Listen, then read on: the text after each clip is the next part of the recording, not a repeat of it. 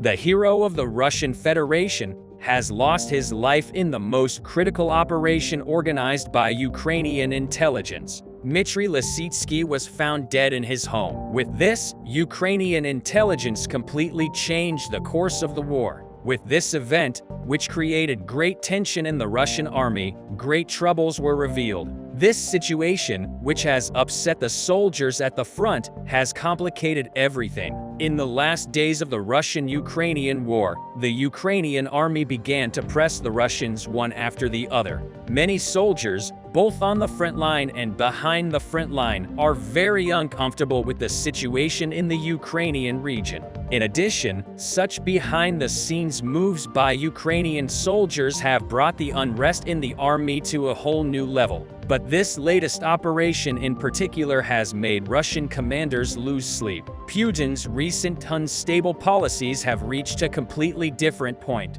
That's why many countries have started to take cover against Putin. If this continues, Putin will start making enemies instead of allies, which he already lacks. Putin's threats, especially over nuclear weapons, have driven a wedge between him and other countries. However, many countries have reiterated their opposition to Putin with their support and stance. However, the support given to the Ukrainian army not only in the form of equipment for hot confrontation, but also in the form of training, is of critical importance. In the latest developments, it has been revealed how much superiority the Ukrainian intelligence has over the Russians. But with this latest operation, the Ukrainian army has dealt a very strong blow to the Russians. As the advantages Russia had gained were lost, one by one, it was revealed that even the KGB, which is considered one of the best intelligence agencies in the world, was facing serious problems.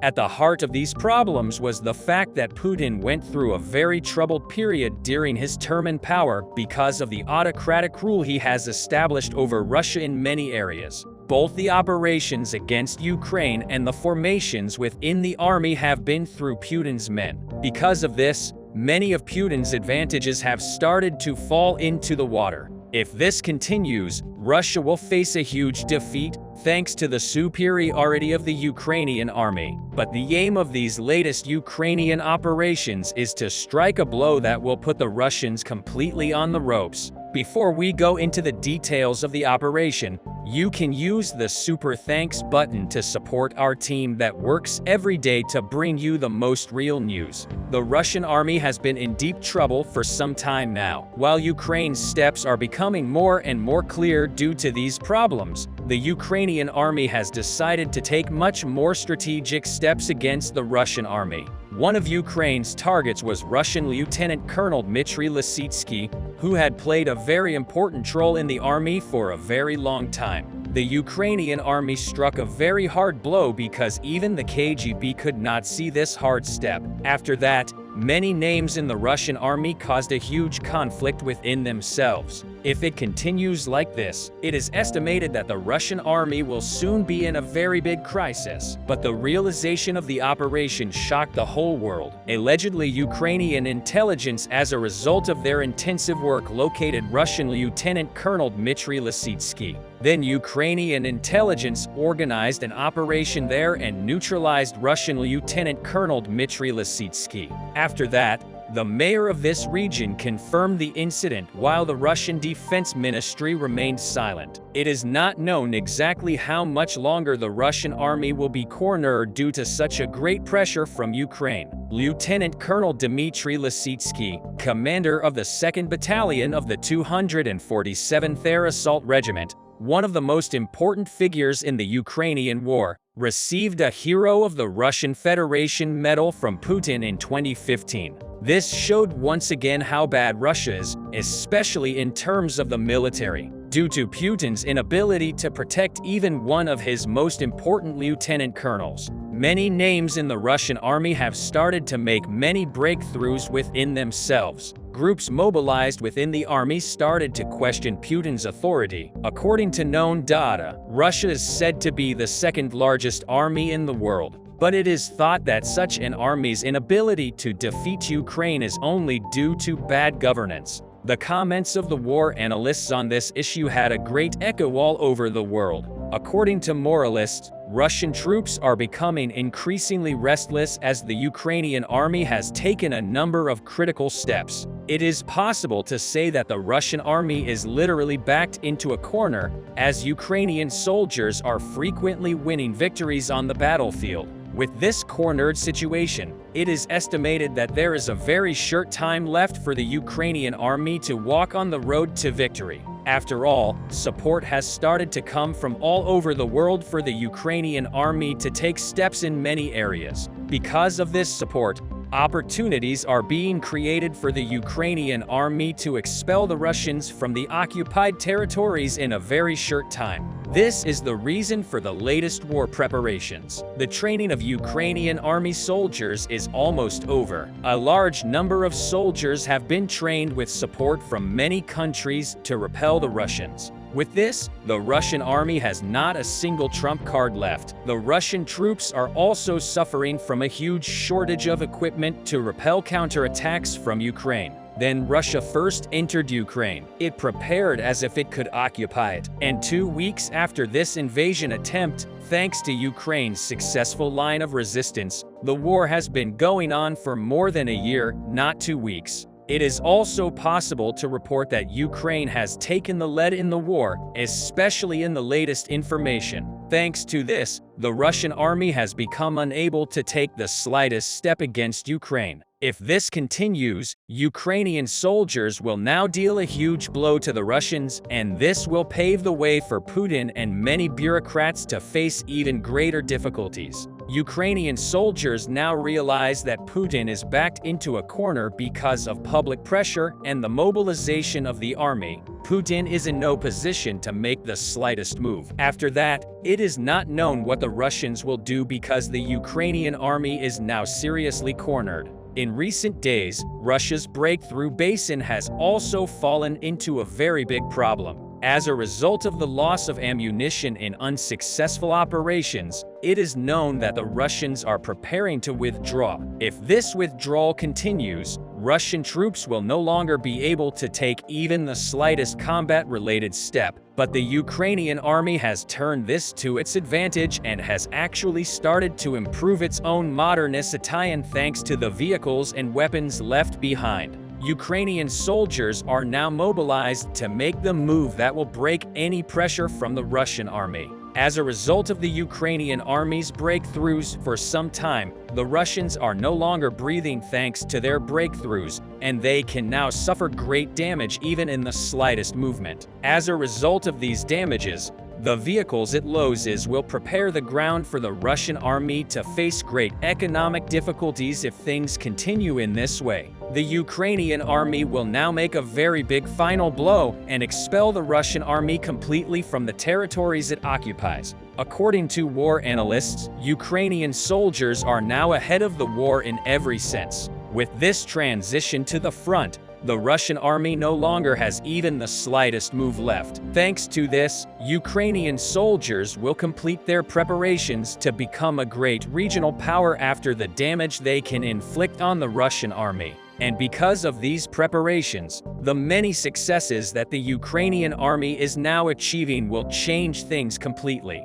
The Russian army has lost about 180,000 soldiers since the beginning of the war, and the Ukrainian soldiers have demoralized the Russians with such operations, which has further increased the mobilization in the Russian army. And while calls for Putin's resignation continue, it is not known exactly what Putin will do. Ukraine continues to defend against the relentless attacks of Russia. However, there is an issue that everyone wonders how Ukraine resisted and is resisting against the Russian army, the second largest power in the world. How did the Russian army come across such incredible resistance on the territory of Ukraine, where it confidently took steps to invade and faltered? The Ukrainian armed forces first prevailed over the Russian army in Kiev, and then the Ukrainian armed forces liberated the occupied lands in the north and northeast. Later it is marching against the Russian army in Kharkiv and now the Donbass region.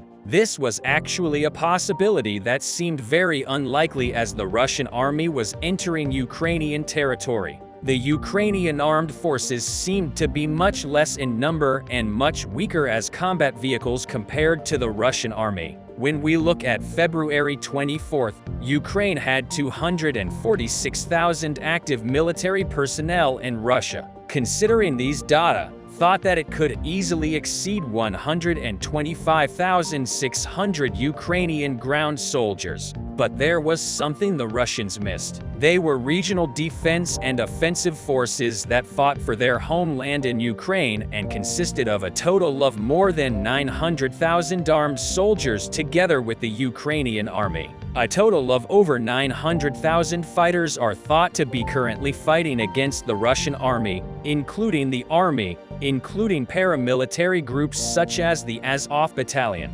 These figures include the number of military personnel that Ukraine lost, over 25,000, and the number of wounded, which is about twice that. However, wounded soldiers and experienced soldiers in territorial defense train inexperienced civilians. It is thought that there are over 600,000 civilians armed in Ukraine, among the 900,000 fighters armed for their freedom against the Russian occupation in Ukraine, over 246,000 Ukrainian armed forces, over 60,000 international legions, and the rest include local police guerrilla groups in the region, partisan groups, and paramilitary groups all. In fact, every house can now be used as a castle, no matter how strong Russia's army is. Putin has encountered unexpected resistance and an unexpected number of soldiers in Ukraine. There were two important points that Russia could not calculate when entering Ukraine. The first was that Russia did not think that Ukraine could create a regular regional defense force by arming hundreds of thousands of people. And the second was the strength of the Ukrainian people's belief in freedom. After the beginning of the war, the regional defense forces were organized by the General Staff of the Ukrainian Armed Forces, and defense forces were formed in at least 50 regions. There were around 1 million reserve soldiers in Ukraine, and the guerrillas that Ukraine raised within itself began to take an active role in the war. Ukraine did not achieve this all at once. At the beginning of February, Russia may have made a surprise by making the whole world believe that it will not enter Ukraine. But Ukraine never believed it and has been preparing its army against the Russian invasion for 8 years. Here, the regional defense forces are made up of people fighting for Ukraine's security, including Ukrainian civilians and local police. Zelensky has believed in his community since the first day of the war and knows that they stand by him and believe in a free Ukraine. Civilians fighting on the front lines had two options to deal with the war.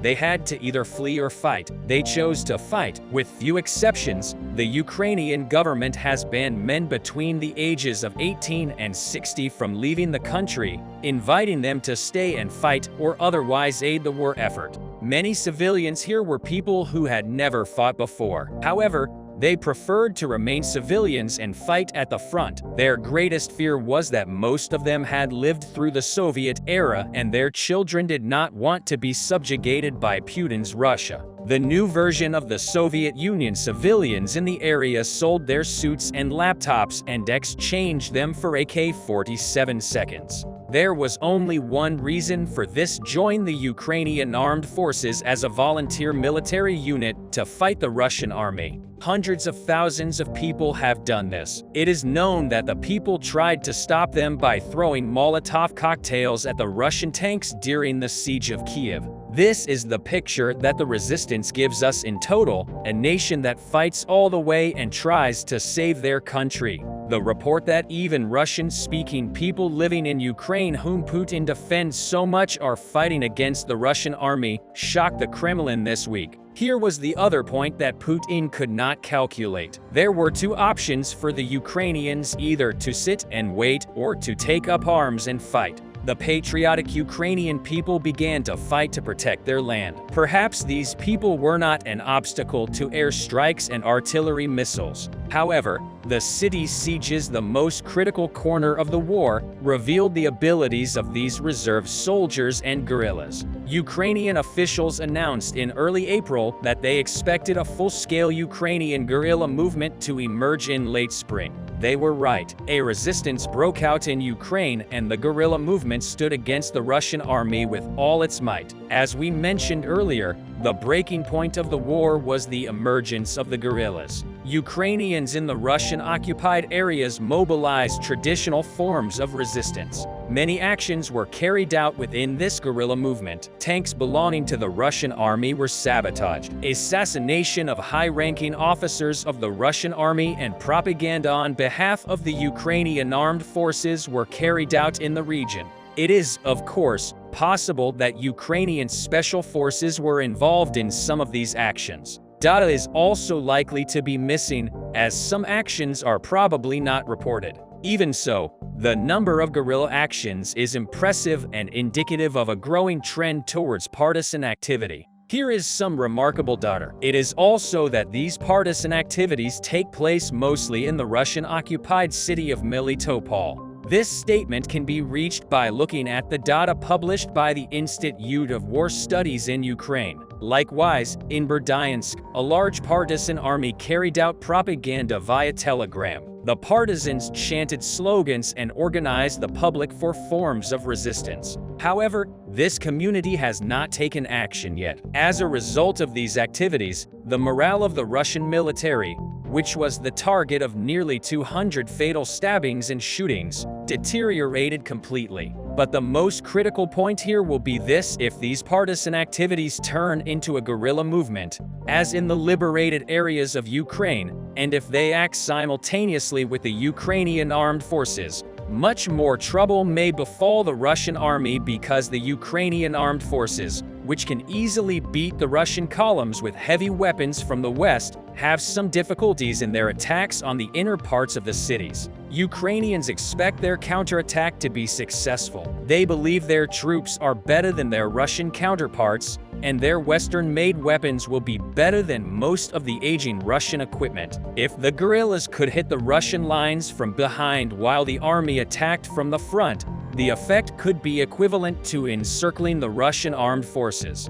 This could mean that Putin's army will disintegrate completely. Even if the guerrilla movement created by the Ukrainian people is not successful, it will be enough to disturb the Russian army, and Russia will start to shift troops behind the front to suppress the guerrillas. This will give a great advantage to the Ukrainian armed forces attacking from the front lines. Even if the local people support the Ukrainian resistance movement to the end, it seems that the full realization of this movement is possible at the beginning of August. The operation, which started at the end of May and has continued to grow until today, is getting stronger support every day and causes Putin to break into a cold sweat. Putin has to step back from attacking the civilian population. International law clearly protects civilians who have committed no crimes. Russia, on the other hand, abolished the age limit for the soldiers it recruited in order to increase the number of the army.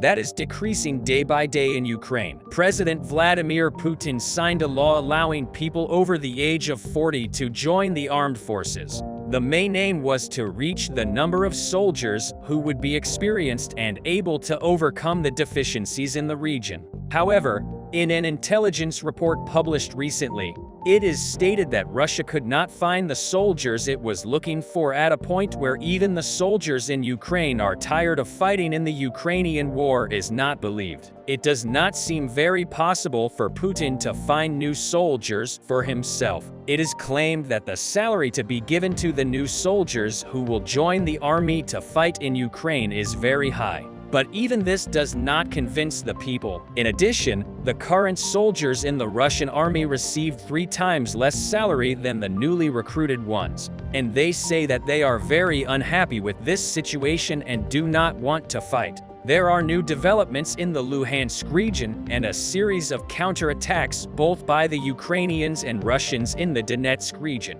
When it comes to the new developments in the Luhansk region, the Ukrainians increasingly started to target Russian ammunition depots, command centers, and reinforcements. Over the last 4 days, the Ukrainians have hit with hammers, rockets, the settlement of Andreevka multiple times. Land is a crucial logistical hub for the Russian forces because this is the first settlement that any convoy that is coming from Russia goes through. But what is even more important is that there is only one railroad that goes from Russia to the Luhansk region, and this railroad also goes through Andreevka. Another settlement that the Ukrainians have hit a lot with their precision strikes is Svatov. Now, the Ukrainians have recently made some major advances near Svatov, collapsing the front line by around 5 kilometers east. Right now, the Russians are experiencing a very difficult situation in Volodymyrivka and Kazivka, which are only 10 and 15 kilometers from Svatov. So it looks like the Russians tried to reinforce this region to stabilize the front line. Unfortunately for the Russians, moving forces around necessarily leads to forces concentration, which is exactly what the Ukrainians are exploiting here.